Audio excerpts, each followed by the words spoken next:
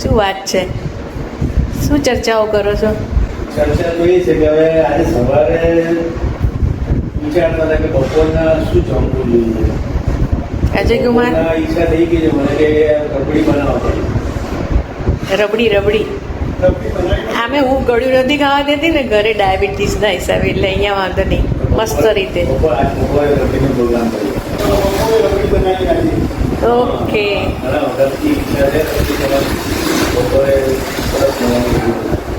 શાળાની ફરમાઈશ પર બનેવીએ શરૂ કરી રબડી. તો આ લોખંડના તાંસણા ઉપર ઘી લગાવી અને અમૂલનું 3 લીટર ફૂલ ફેટવાળું બફેલું મિલ્ક લીધું, જેને ધીરા તાપે ઉકળવાનું ચાલુ કરી દીધું. રબડી બહુ ધીરજ માંગી લે છે. રબડી એ ભારતીય ઉપખંડની એક લોકપ્રિય અને સ્વાદિષ્ટ પરંપરાગત મીઠાઈ છે, જે ખાસ કરીને ઉત્તર ભારતમાં અને ગુજરાતમાં ખૂબ જ પસંદ કરવામાં આવે છે. ગરમ પાણીમાં બદામને પણ પલાળી દીધી છે. દૂધને ધીમી આંચ પર ઉકાળીને ઘટ્ટ કરવામાં આવે છે.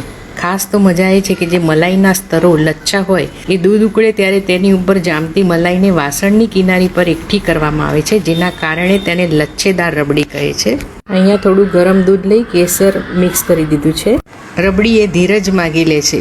1/3 ત્રીજા ભાગનું થાય ત્યાં સુધી એને બાળવાનું છે. સમય બચાવવા લોકો બ્રેડનો ભૂકો, કન્ડેન્સ મિલ્ક, પનીર કે મિલ્ક પાવડરનો ઉપયોગ કરે છે, પણ આ ઓથેન્ટિક રીતે અજય કુમારે બનાવી છે. જોઈ શકો છો કે આજુબાજુની કિનારીઓ ઘસી અને અંદર ઉમેરે છે.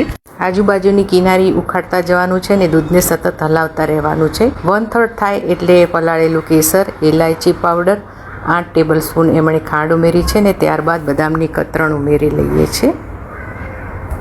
રાજસ્થાનમાં આવેલું આબુ રોડ ભારતનું સૌથી મોટું રબડીનું માર્કેટ મનાય છે, જ્યાં રેલવે સ્ટેશનની બહાર જ આખી ગલી રબડી માટે પ્રખ્યાત છે. મેં ચાખેલી છે, પણ અજય કુમારે એને પણ ટક્કર મારે એવી બનાવી. જોઈ શકો છો કે રબડી કેટલી બધી ઘટ્ટ થઈ ગઈ છે. એને ઠંડી કરીને સર્વ કરી છે. ઘણા લોકોને ગરમ પણ ભાવે છે.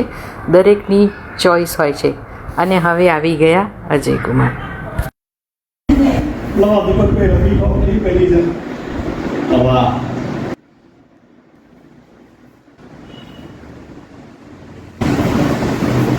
વાહ, આબુ રોડમાં મળે છે જે રીતની રબડી એને ટક્કર મારે એવી બદામ, કેસર, ઇલાયચી યુક્ત.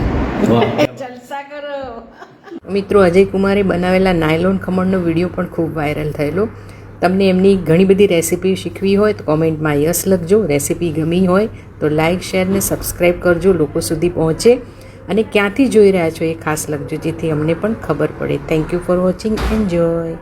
જુદી જુદી રીતે બનાવવામાં આવતી રબડીની રેસીપી જોઈતી હોય તો તમે કોમેન્ટમાં યસ લખજો.